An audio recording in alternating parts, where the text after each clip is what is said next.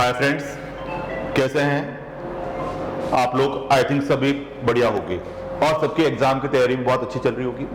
आज इस क्लास के अंदर स्टूडेंट अपन डिस्कस करने जा रहे हैं आरटीपी मई 25 एग्जाम के लिए जो आरटीपीसी इंस्टीट्यूट ने लॉन्च की है। आज अपन उसको यहाँ पर डिटेल से डिस्कस करेंगे। तो मई 25 एग्जाम के लिए जो आपके इंस्टीट्यूट ने आरटीपी दी गई है, उस पे सबसे पहले तो अपन देखते हैं यहां पर फाइनेंस एक्ट कौन सा एप्लीकेबल होगा। तो देखो, ये इंस्टीट्यूट ने क्लियरली कर रखा है कि finance act number 2 act 2024 applicable होगा। आपको मैंने बताया था इस साल हमारे बजट आया था, तो एक तो बजट आपके इलेक्शन से पहले आया और एक इलेक्शन के बाद आया। यानी मैंने कहा था जब भी जिस साल भी इलेक्शन होते हैं, जिस साल भी आपके इलेक्शन होते हैं, उस साल आपके एक तो प्री बजट आता है और एक इलेक्शन होने के बाद पोस्ट बजट, यानी जो इलेक्ट होकर सरकार आती है वो हमारे नया बजट लेके आती है। तो ये आपके फाइनेंस नंबर 2 एक्ट 2024 एप्लीकेबल आपके रहेगा। तो इसके अंदर जो मई 25 आपका एग्जाम है, उसके लिए जो सिग्निफिकेंट नोटिफिकेशन और सर्कुलर इश्यू हुए हैं अप टू द 31 अक्टूबर 2024 के आपके एप्लीकेबल होंगे मई 25 एग्जामिनेशन के लिए। तो उनको स्टूडेंट आज यहां पर अपन डिटेल से डिस्कस भी करेंगे और उनके बिहाफ पर मैं आपके आरटीपी के जो क्वेश्चंस हैं उनको आपके साथ डिस्कस करूंगा, शेयर करूंगा। तो अब अपन बात करते हैं। देखो, यहां पर सबसे पहले अपन आते हैं केस सिनेरियोस पे। केस सिनेरियो को पढ़ने के लिए मैंने आपको बता रखा है आपका जो एग्जामिनर है वो आपसे क्या क्या रिक्वायर्ड कर रहा है। आप उन चीजों को सबसे पहले पढ़ लोगे तो आपको ये ध्यान रहेगा कि ये केस सिनेरियो एग्जामिनर आपसे पूछ रहा है, तो मैं उन चीजों पे फोकस कर सकता हूं कि मुझे क्या इसमें से इंपॉर्टेंट चीज देखनी है। तो यहां पर एक केस सिनेरियो आपको दे रखा है, तो इसमें देखते हैं सबसे पहले कि आपका एग्जामिनर आपसे क्या रिक्वायर्ड कर रहा है। Based on the fact of the case scenario give the above, choose the most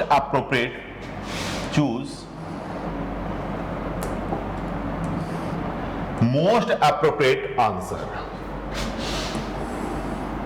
to the following question. एक तो निकालना है what is the residential status of Mr Raj for the previous year 24-25। एक तो रेजिडेंशियल स्टेटस निकाल रहा है।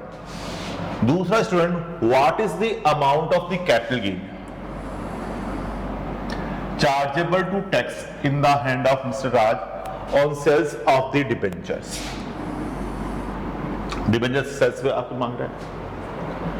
एक इसी तरह से आपने बात करें What will be the gross total income आप निकल रहा है राज की। इसके आगे अपन बात करते हैं What is the amount of deduction available under chapter 6A। Chapter 6A की डिडक्शंस भी आपसे पूछ रहा है। एंड देन लास्ट अपन यहां पर डिस्कस करने जाएंगे What is the tax liability of Mr. Raj for the assessment year 25-26। तो ये चीज आपके इसमें डिस्कस करने जाना है। तो अपन इसको स्टार्ट करते हैं। देखो, सबसे पहले रेजिडेंशियल स्टेटस पे हमें फोकस करना है, उसके बाद आपके ग्रॉस टोटल इनकम, फिर लॉन्ग टर्म कैपिटल गेन के ऊपर टैक्स, फिर डिडक्शन जो आपके चैप्टर 6 है यानी शिफ्ट आउट करेगा तो बेनिफिट मिलेगा, और फिर टैक्स लायबिलिटी उसके हिसाब से हमें निकालनी। तो ये चीजों पे हमें फोकस करना है। तो राज एज 38 ईयर्स। देखो, जब शिफ्ट आउट किया होगा तो ही उसे एज का देखना है। तो 38 ईयर है, तो आपको मैंने बताया था जब वो शिफ्ट आउट करता है यानी ओल्ड टैक्स रिजिम में उसकी एज भी इंपॉर्टेंट होती है टैक्स की कैलकुलेशन करने के लिए, तो आपको उसकी एज को भी ध्यान में रखना चाहिए। एंड इंडियन सिटीजन, क्या है ये? इंडियन सिटीजन, ये इंपॉर्टेंट लाइन है। Indian citizen is carrying on manufacturing business in Canada. Oh, business कहां कर रहा है? कनाडा में। Canada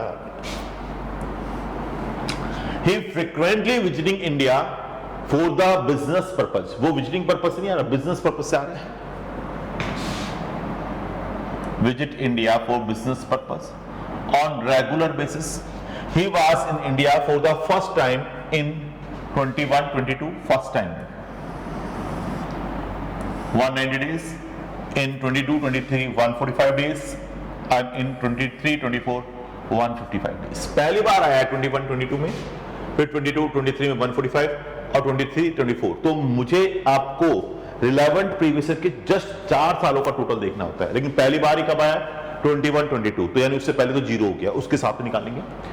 after award his decided his choose his business in Canada, उसने क्या कर लिया कि after he decided close his business in Canada, क्या कर रहा है? क्लोज कर रहा है, कनाडा का बिजनेस क्लोज कर रहा है, and shift permanently in India. और शिफ्ट कहां हो गया है? शिफ्ट अपने इंडिया में शिफ्ट हो गया permanently in India. So he came to India. First कब आया है? 1 नवंबर 2024, 1 नवंबर 2024 का क्या, and started A business in Mumbai. Start कहां कर दिया बिजनेस? मुंबई में, यानी नवंबर से इसने बिजनेस स्टार्ट कर दिया मुंबई में। His profit from business in Canada till 31 October 2024 is 15 lakhs from business India, business of ₹5 lakh. और जो इंडिया में बिजनेस है ना, वो कितना आ रहा है? कनाडा का तो आ रहा है 15 lakhs, और इंडिया में जो बिजनेस है उसका प्रॉफिट आ रहा है 5 लाख का। ठीक है। He does not own any house property in Mumbai, उसके पास कोई प्रॉपर्टी नहीं मुंबई में, in Mumbai, and stay in his rented house, stay in a rented accommodation। देखो, जब रेंटेड अकोमोडेशन में स्टे कर रहा है, और इस केस के अंदर स्टूडेंट मैं कह रहा हूं, जो उसे 1013A में HRA नहीं मिल रहा, HRA नहीं मिल रहा, तो उसे 80 GG के अंदर डिडक्शन मिल जाएगी। 80 GG के अंदर आपको डिडक्शन जाती है यदि कोई भी पर्सन रेंट तो पे कर रहा है लेकिन उसे HRA नहीं मिल रहा, तो 80 GG के अंदर डिडक्शन मिल जाएगी। कब से? From 1 November 2024 on A monthly rent of fees 20,000। Monthly rent कितना रहा है? 20,000। ही मेड द डोनेशन, ओहो 80G की बात कर गया, डोनेशन यानी 100% शिफ्ट आउट करेगा PM care fund, 100% PM care fund. मैंने आपको बताया था पीएम केयर का ही आएगा, और उसमें से एक इनाम था donation 20,000 to prime minister drought relief fund. मैंने कहा 50%, एक ही नाम रह गया, ड्रॉट रिलीफ फंड। पहले मैंने कहा गांधी फैमिली हुआ करती थी, उनमें से सारे नाम हट गए, अब सिर्फ prime minister drought relief fund रह गया, उसके अंदर कंट्रीब्यूशन कर रहा है 24-25। तो ये डिडक्शंस की भी बात कर रहा था ना चैप्टर 6 से, तो उसकी डिडक्शंस की बात हो जाएगी। He has purchase 10,000 purchase 10,000 9% debenture of ABC private limited in August 2020 में ले लिए थे, at the rate of 150 each, 150 रुपए की ईच रेट से। Face value of debenture is 100। Face value क्या है? इंटरेस्ट हमेशा मैंने कहा फेस वैल्यू पे मिलता है, इंटरेस्ट हमेशा किस पे मिलता है? फेस वैल्यू पे। लेकिन हमने परचेज किए 150, तो हमारा कैपिटल गेन निकालने के लिए कॉस्ट ऑफ एक्विजिशन होगी 150। He sold 2,500 debenture in April 2024, okay, 175 each, and remaining 7,500 debenture in August 2024। बाकी के अगस्त में यानी 1 जुलाई के बाद बेच दिए बाकी के भैया 155 each। Interest on debenture is due 30th of June and 31st of December every year. साल में 2 बार इंटरेस्ट ड्यू होता है, साल में 2 बार। तो दिसंबर वाला तो मिलेगा नहीं क्योंकि हमने बेच दिए सारे। तो आपको जो शेयर्स अप्रैल में बेचे उनका भी नहीं मिलेगा, लेकिन जो शेयर्स अपन ने अगस्त में बेचे हैं तो जून आ गया था, तो जून पे अपने पास तो अपन को इंटरेस्ट वो मिलेगा, अपन को मिलेगा। कॉस्ट देखो, डिबेंचर में मैंने कहा इंडेक्स नहीं मिलता है, फालतू के इंडेक्स दे रखे हैं, इंडेक्स टाइम बर्बाद करने के दे रहे हैं। Mister Raj following cash base of accounting, okay, and he want to opt out of the default tax regime under section 115 BSC, यानी ओल्ड टैक्स regime, यानी टैक्स regime में आपका टैक्स पूछ रहा है। तो यहां पर स्टूडेंट अपन से कह रहा है कि आपको मोस्ट अप्रोप्रिएट आंसर बताना कि what is the residential status of Mr Raj for the previous year 24-25 में अपन बात करें तो अपने स्टूडेंट कैलकुलेशन करना स्टार्ट करता हूं मैं। Number of days present in India, पहले basic condition,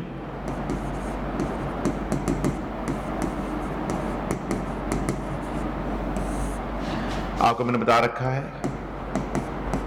he must be present in India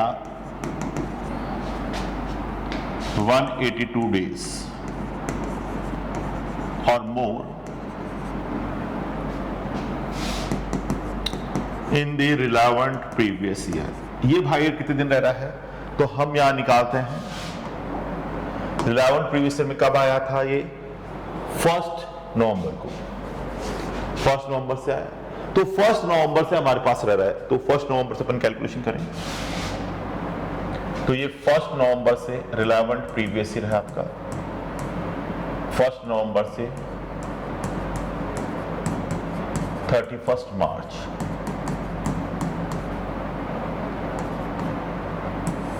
तो आपको पता होगा नवंबर के 30, दिसंबर 31, जनवरी 31, Feb 28 and March, 5 महीने हो गए, 1 2 3 4 5 months, 31। तो टोटल नंबर ऑफ डेज कितने हो गए, total number of days student इसमें आपके आ गए हैं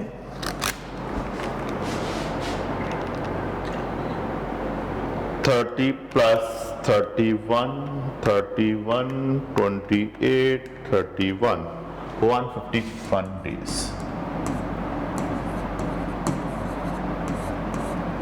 तो स्टूडेंट ऐसे केस में ये रुक रहा है रिलेवेंट प्रीवियस ईयर में 151 डेज। कंडीशन पूरी नहीं होगी, हमारे पास सब्स्टिट्यूट अवेलेबल है, क्योंकि ये इंडियन सिटीजन है और इंडिया में विजिटिंग करने के लिए नहीं आ रहा, परमानेंट अब सेटल हो रहा है इंडिया में, तो दोनों कंडीशन इसको मिलेंगी। तो यहां पर मैं बात करूं सेकंड कंडीशन पे, he must be present in India 60 days or more in the relevant previous year and 365 days or more immediately preceding 4 years from relevant previous year। तो उसको अपन देखते हैं, यानी relevant previous year में कितने दिन रह रहा है, ये तो पूरी हुई नहीं थी, ये रह रहा है 60 days, सॉरी 151 days, कंडीशन पूरी, एंड उसके पीछे 23, 24, इसको इस तरह से लिख देता हूं आपके लिए इजी रहेगी। रिलेवेंट प्रीवियस है जो कि है 24, 25, 151 डेज, और उसके जस्ट पीछे के 4 सालों में 23, 24, प्रीवियस है 22, 23, 21, 22 एंड 4th 20, 21। कितने दिन रह रहा है ये, क्वेश्चन में देखते हैं अपन। ये रह रहा है स्टूडेंट 190, 145,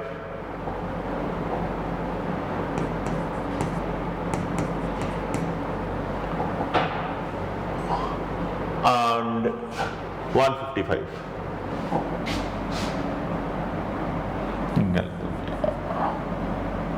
इसमें 0, 190,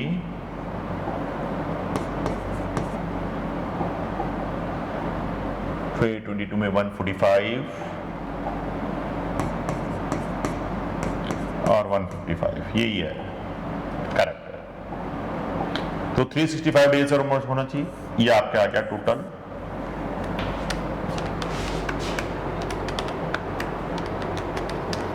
490।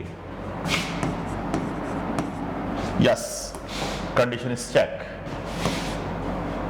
तो जैसे ही कंडीशन पूरी हुई 68 डेज वाली और ये थी, now he is called resident. लेकिन भैया एडिशनल पूरी कहां कर पाएगा? नहीं कर पाएगा, फर्स्ट टाइम आ रहा है। 7 सालों में 730 डेज और मोर आना चाहिए, और 10 सालों में 2 बार रेसिडेंट होना चाहिए, तो पॉसिबल नहीं है, नहीं दिखाई दे रहा। तो स्टूडेंट्स क्या हो गया? सीधा सीधा आपके सामने आइडेंटिफाई हो गया, resident but not ordinary resident. पहला आंसर क्लियर है? आई थिंक सभी स्टूडेंट को क्लियर हो गया था। तो स्टूडेंट्स हो गया resident but not ordinary resident. Clear होगा इससे? क्योंकि फर्स्ट टाइम आ रहा था, एडिशन तो दोनों पूरी नहीं कर पाया, एडिशन दोनों पूरी नहीं हो रही, तो ऐसे केस में बेसिक पूरी होती है लेकिन एडिशनल पूरी नहीं होती। तो अपन ने देखा resident but not ordinary resident. Clear है? आगे आते हैं। What is the amount of the capital chargeable to tax in the hand of Ras on sales of debenture for the previous year 24-25। आपको पता है डिबेंचर पे कभी भी इंडेक्स का बेनिफिट नहीं मिलता, डिबेंचर पे कभी भी इंडेक्स का बेनिफिट नहीं मिलता। सबसे मेन चीज है डिबेंचर्स एंड बॉन्ड्स पे इंडेक्स का बेनिफिट नहीं मिलता है। और आपके नोटिफिकेशन आ गया 50AA नया सेक्शन आया था, आपको ध्यान होगा। तो मैंने आपको बताया था ये अमेंडमेंट है, अपन देखते हैं। यहाँ पे देखो मैंने आपको कराया था क्लास के अंदर, ये रहा। आप क्लास PDF देखोगे तो आपको मिल जाएगा capital gain part 1 PDF।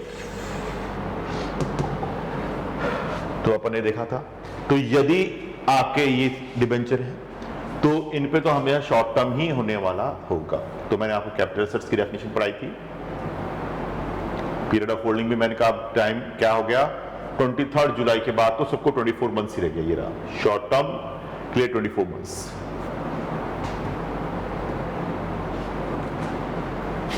Specified mutual fund on 1st of April 2023 and market linked debenture would always deemed arise as a transfer as a short term capital gain। तो ये आपके इसमें बता रहा है। तो ये अनलिस्टेड की बात अपन कर रहे हैं। ये देखो ये पूरा का पूरा नोट था, मैंने आपको कराया था। ये मैंने कहा अमेंडमेंट हो क्या है, आने के चांसेस है, ये दे दिया इंस्टीट्यूट ने, देने का चांसेस है, ये दे दिया। ये रहा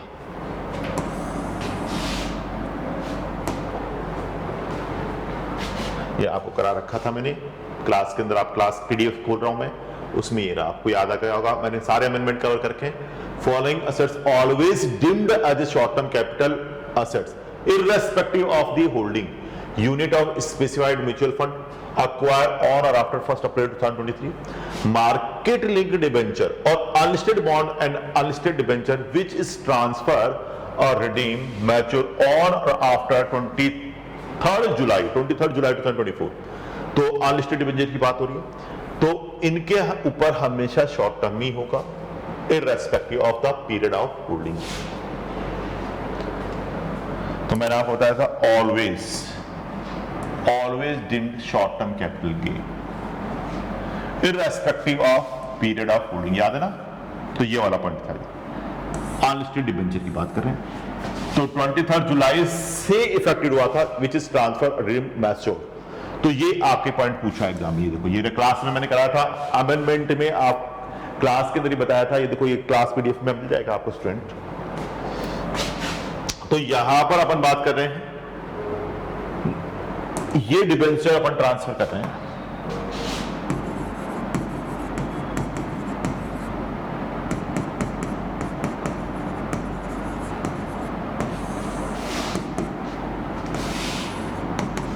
बिफोर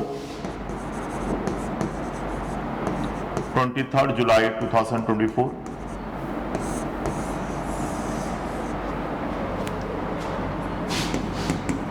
50AA के साथ है नहीं कैलकुलेशन, और ऑन और आफ्टर 23rd जुलाई 2024।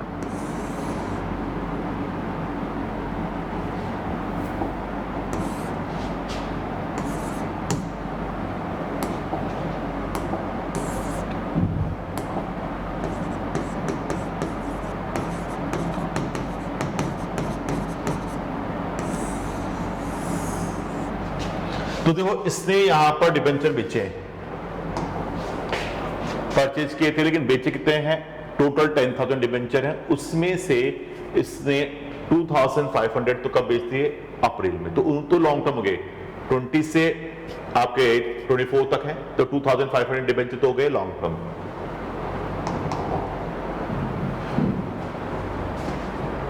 सेल किए हैं 2,500 debenture, full value of consideration कितने में बेचे,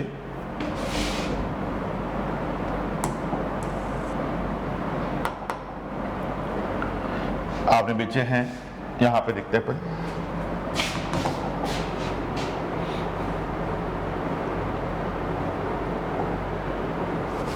175 की रेट से बेचे और परचेज किए थे 150, 175 पर डिबेंचर। लेस कितने में खरीदा, कॉस्ट ऑफ एक्विजिशन 150, शायद 150 है,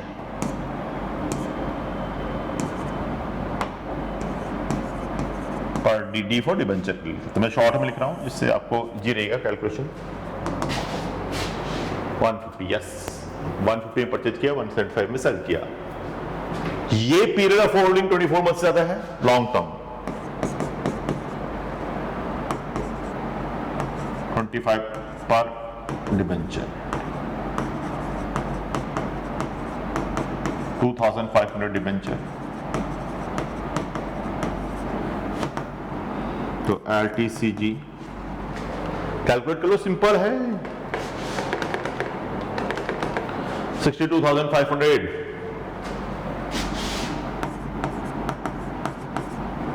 बैलेंस जो बच गए टोटल 10,000 थे,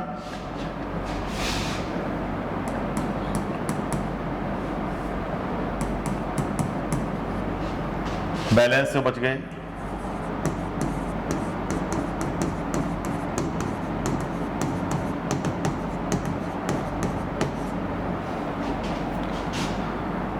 सेल्स के हैं, फिर देखिएगा 155,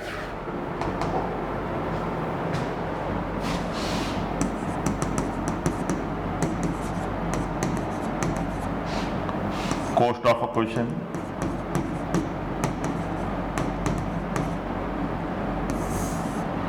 शॉर्ट टर्म कैपिटल गेन, अब यहां लगेगा ये, इस पे 50,888 चले गए, अनलिस्टेड हो गए ना, तो ₹5 मल्टीपल डिबेंचर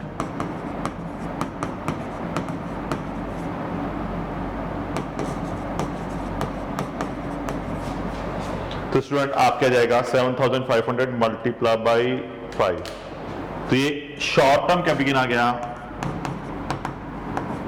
37,500। ये मैंने क्लास के पीडीएफ में आपको मिल जाएगा, अमेंडमेंट उसको कराया था और मैंने कहा अमेंडमेंट से पूछ लेता है इंस्टीट्यूट, तो ये देखो ये पूछ लिया। तो स्टूडेंट ये बहुत अच्छा आंसर है, बहुत अच्छा अमेंडमेंट पूछा हुआ है, तो आराम से आप इसको निकाल सकते हो। जिसने भी अपनी क्लास देखी उसमें अमेंडमेंट मैंने ऑलरेडी कवर कर रखा है, पीडीएफ में आपको देखोगे तो मैंने आपको ये बता रखा है, मैंने ऐड भी कर दिया, ये क्लास पीडीएफ से लिया, ये क्लास पीडीएफ से हाथ से भी लिखा रखा है, आपको मिल जाएगा। दिस क्लियर है? तो यानी मेरा लॉन्ग टर्म कैपिटल गेन कितना हो गया, दिस वन, और शॉर्ट टर्म ये में दिखाई दे रहा है, सीधा सीधा answer D, 62,500 and 37,500 short term. तो सेकंड का आंसर क्लियर है सभी को, सिंपल, अपन जो बात करें इजीली हो गया। अगला थर्ड केस पे अपन आते हैं। What is the gross total income of Mr. Raj for the 25-26? तो GTI ROR के लिए कौन सी इनकम इंडिया में टैक्सेबल होती है?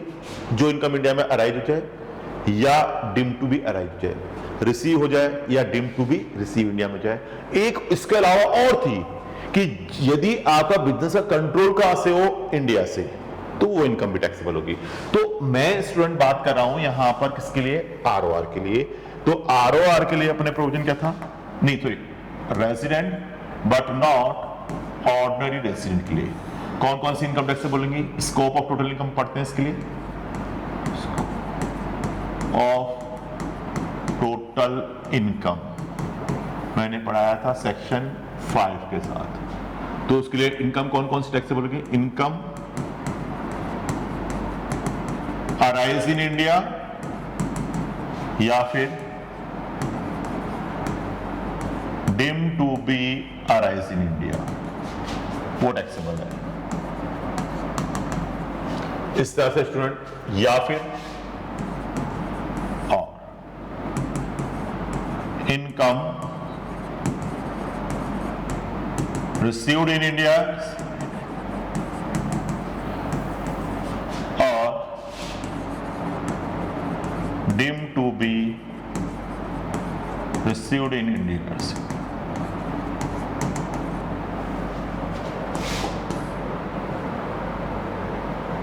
इसके अलावा एंड एक और पॉइंट था, इनकम अराइज एंड रिसीव कहाँ हो, outside of India, but business control from India. ये पॉइंट मैंने लिखवा रखे हैं, आप देखना नोट्स में पूरा स्कोप ऑफ टोटल इनकम। तो यही इनकम आरबीएनआरओ के लिए टैक्सेबल होगी। तो अपन यहां पर देख लेते हैं, जो बिजनेस आउट ऑफ इंडिया है वो तो इंडिया में अराइज नहीं हुआ, अराइज भी इंडिया के बाहर है, रिसीव इंडिया के बाहर है, वो टैक्सेबल नहीं होगी। लेकिन जो बिजनेस इंडिया में था, इसका ये रहा, ये बिजनेस इंडिया में था, तो ये इनकम इसकी कहां मानी जाएगी, इंडिया में मानी जाएगी 5 लाख, और लॉन्ग टर्म कैपिटल गेन अपना यहां माना जाएगा। तो अपनी इनकम मान लेते हैं। तो ये वाली इनकम बिजनेस कहां हो गई, इंडिया में, अराइज कहां हो गया, इंडिया में। ये वाले टैक्सेबल नहीं होंगे क्योंकि उस टाइम ये आपके इंडिया के अंदर नहीं है, इनकम इनकम इंडिया से बाहर है। तो अपन बात करेंगे बिजनेस, इंडियन बिजनेस से इनकम हो रही है, तो इनकम मान जाएगी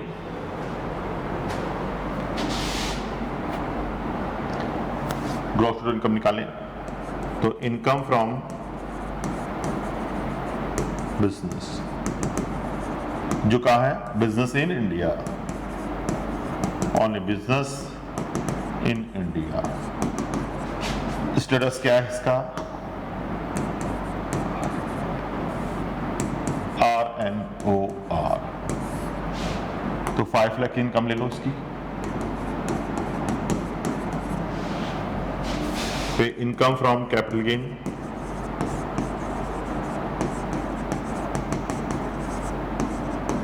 अभी निकाला अपने RTCG, ये रहा बैकलैश 62,500,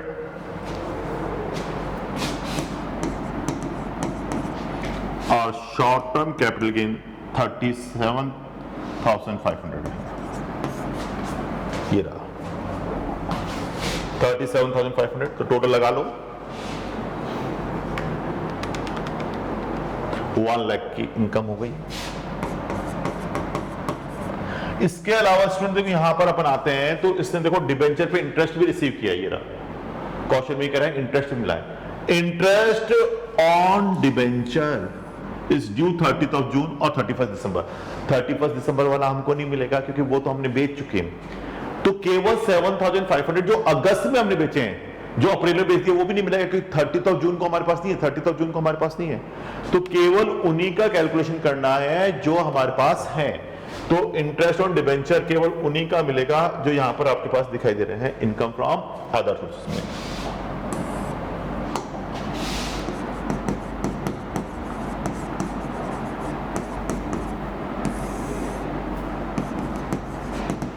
इंटरेस्ट ऑन डिबेंचर कितने, 7,500 का,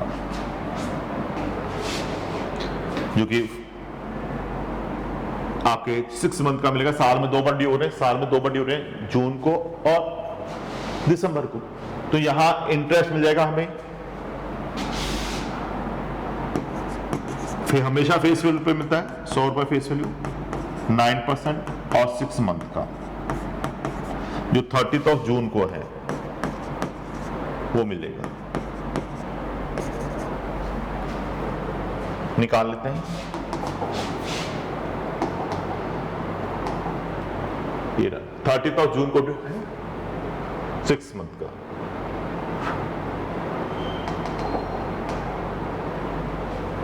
सिंप्लीफाइड कर लेता हूं स्टूडेंट में।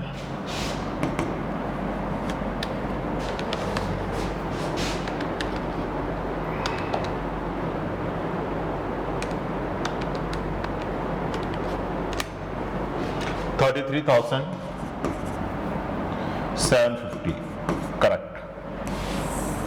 तो जीटीए कितनी होगी मेरी?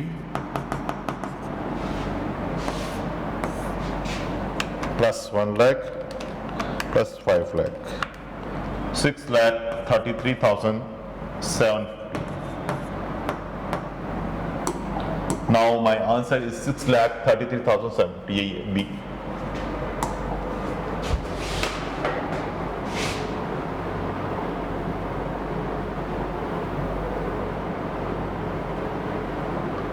तो ये आ रहा है 6,33,750।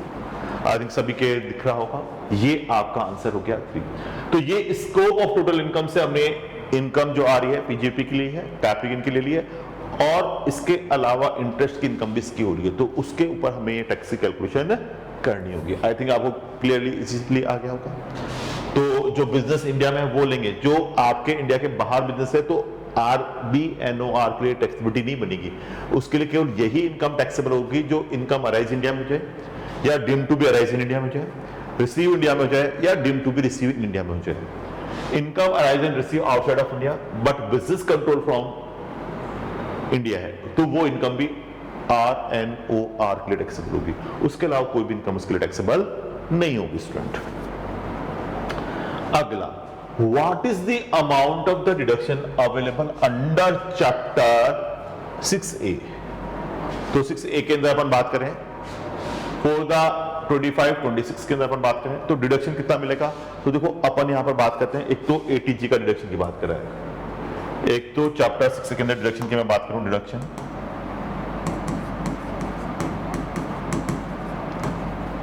Under chapter 6A ATG। तो आपको पता है पीएम केयर फंड में मैंने लिखवा रखा आएगा, तो ये एग्जाम में आएगा, देखो ये पूछा है, मैंने बता रखा क्लास में, इनका सारे नाम छोड़ो, पीएम केयर इंपॉर्टेंट नोट कराया था मैंने। तो PM care fund 100%,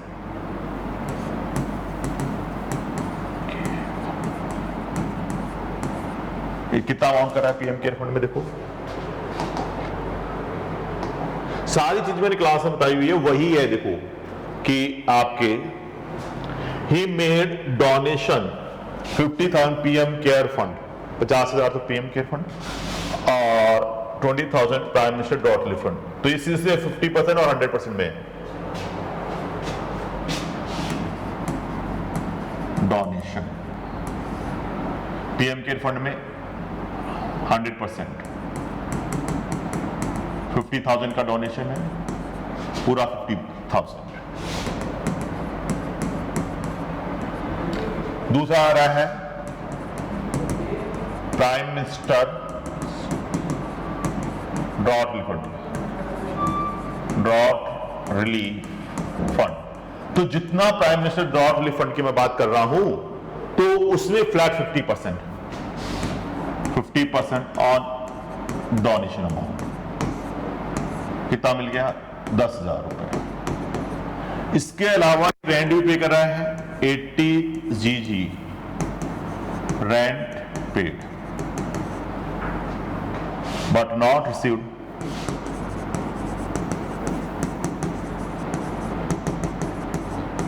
HRA।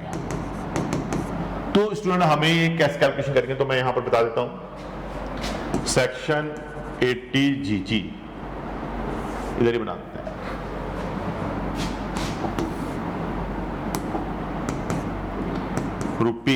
₹5,000 per month, 5 month, नवंबर से लेना है,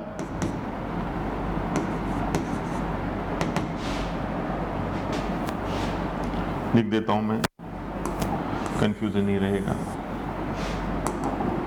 1 नवंबर से इंडिया में आए तब से है, तभी से तो रेंट पे करेगा 31 मार्च तक।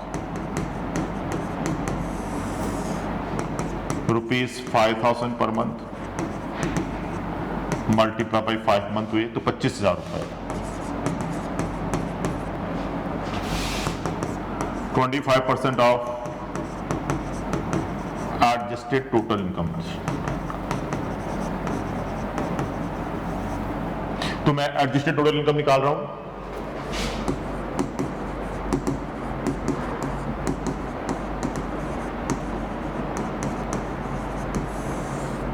तो ग्रॉस टोटल इनकम ये आई थी अपने 6,33,750।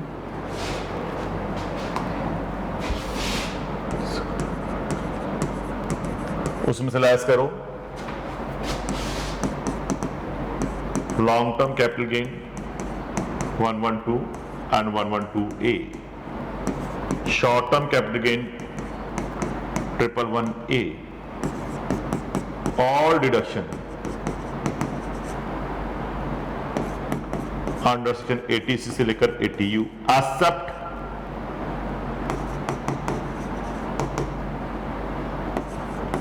ATGG।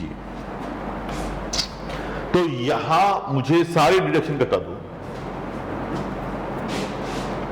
तो आप लोगों को देखना होगा। तो इस केस के अंदर अपन बात करते हैं कि सारी डिडक्शन कटा के फिर हमें निकालना है। तो कैसे करेंगे स्टूडेंट, अपन देखते हैं इसको।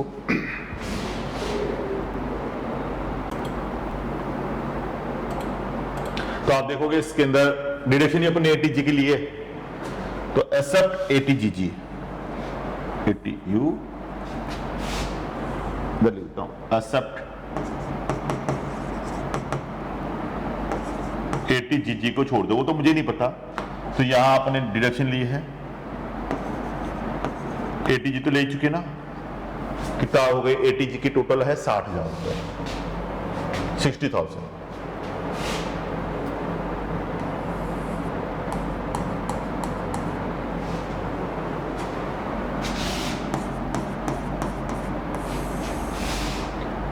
ये है नहीं, ये है नहीं, और ये जाएगा। तो adjusted total income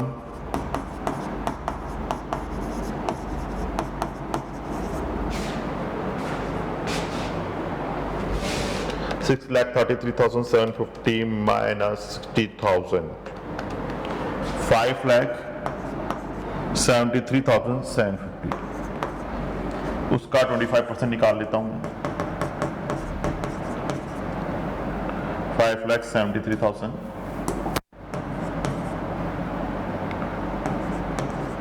750, 1,43,400,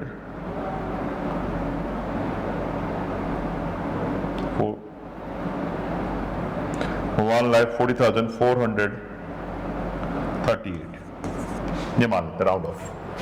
and rent paid कितना करा है खुद, -10% of adjusted total income.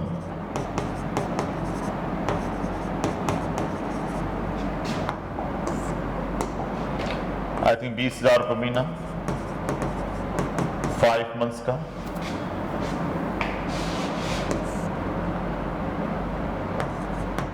-10%।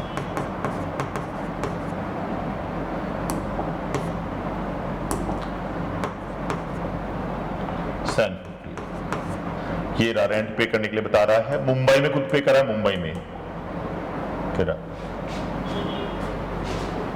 He does not own any house property in Mumbai, उसके पास कोई प्रॉपर्टी नहीं उनकी, and stay in rented accommodation from 1 November 2024 on a monthly rent 20,000 per month। तो 5 महीने का तो 1 लाख हो गया।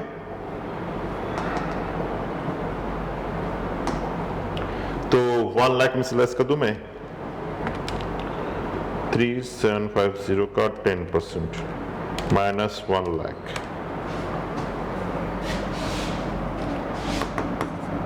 42,625. Which is lower?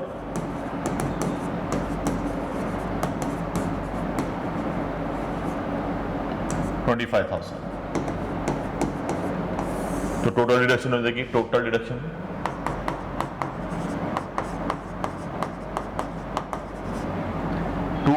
हो गई 85,000.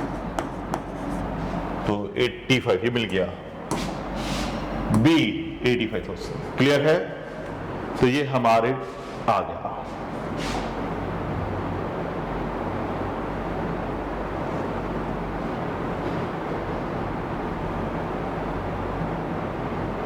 What is the amount of deduction available under chapter 6A to Mr. Raj for the 25-26 आपके जगह 85,000. क्लियर है सभी को?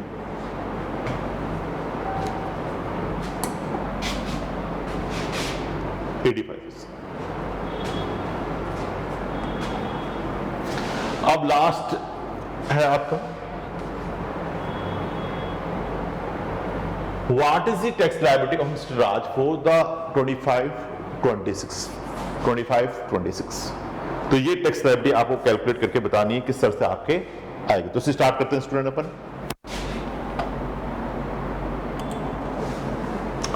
तो देखो स्टूडेंट अपन टैक्स लायबिलिटी कैलकुलेशन करते हैं.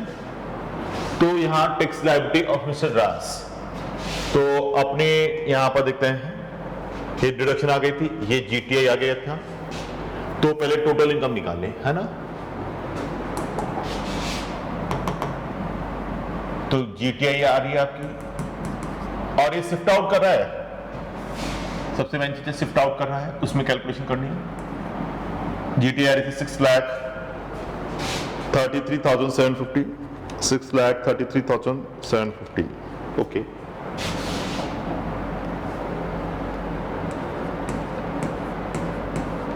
उसमें से स्टूडेंट मैं हटा दूं deduction under chapter 6A section 80G और 80GG जो रेंट पे कर रहा है 25,000. तो हमने देखा था 85,000. तो टोटल इनकम कितनी हो गई मेरी?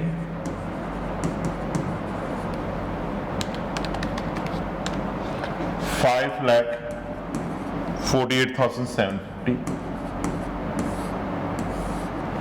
ये शिफ्ट आउट कर रहा है, ये शिफ्ट आउट कर रहा है.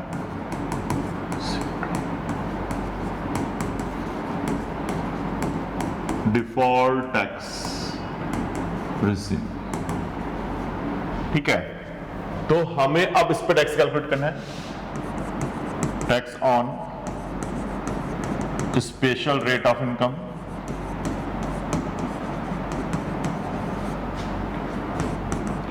Long term capital gain understand 112 62,500 था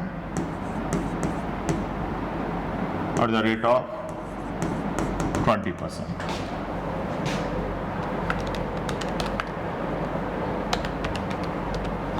$12,500. ओके. अब उसके बाद जो बैलेंस नॉर्मल इनकम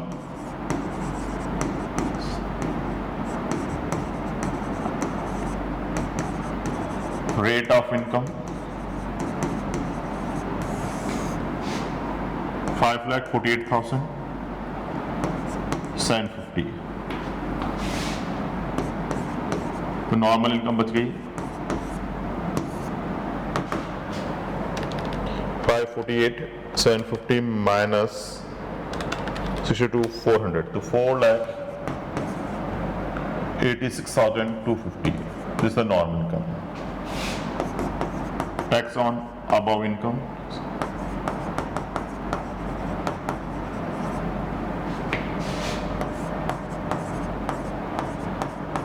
minus 250 5%.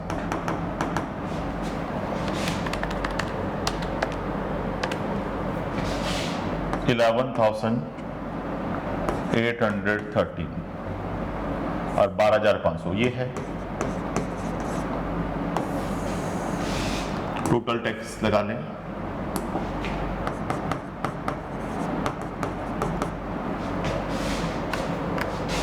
$12,500 24,313 कर दिया। Add 4% health and education cess 973, तो स्टूडेंट टैक्स लायबिलिटी आ गई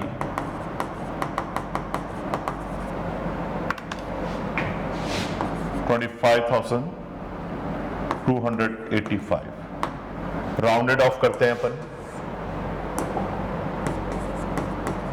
आपको पता है 10 के मल्टीपल में राउंडेड ऑफ करते थे near multiple of 10।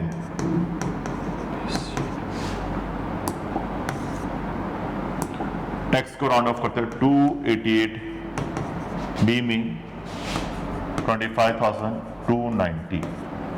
Answer check कर लीजिए मैच हो रहा है क्या, करेक्ट 25,290 राउंड ऑफ करके करेक्ट है। ये आपका पूरा का पूरा एमसीक्यू का पूरा मैंने आपका क्राइटेरिया स्टूडेंट सॉल्व करा दिया। एक एक पॉइंट को अपने डिटेल से डिस्कस कर लिया। 5 थे एमसीक्यू इस तरह से आते हैं। और देखो अमेंडमेंट सारे कवर किए, इसने अमेंडमेंट सारे कवर किए, तो मैंने पूरा का पूरा आपको ये सॉल्व करा दिया है। तो इसमें स्टूडेंट कोई भी डाउट हो तो आप मेरे से पूछ लीजिएगा कमेंट बॉक्स में, चैट बॉक्स में। नेक्स्ट लेक्चर में मैं आपको डिस्क्रिप्टिव है उनको भी डिटेल से आपके साथ शेयर या डिस्कस कर लूंगा। हालांकि मैंने ये आपका पूरा का पूरा कंसेप्ट सॉल्यूशन विद सॉल्यूशन आपको प्रॉपर सॉल्यूशन के साथ पूरा पीडीएफ आपके साथ यहाँ पर टेलीग्राम पे लगवा दूंगा। तो आप मन लगा के अच्छे से पढ़ाई करो। और सारा जैसे मैंने आरटीपी के मैंने आपसे कहा था कि पूरे अपन आरटीपी के हर अटेम्प्ट के सॉल्व करते हैं, तो ये आपके मई 25 के आरटीपी का पूरा सॉल्यूशन डिटेल वाइज है पूरा का पूरा। ठीक है स्टूडेंट, नेक्स्ट लेक्चर में मैं आपको डिस्क्रिप्टिव जो आपके है वो और जीएसटी की आपके सॉल्यूशन कराऊंगा। Thank you very much students.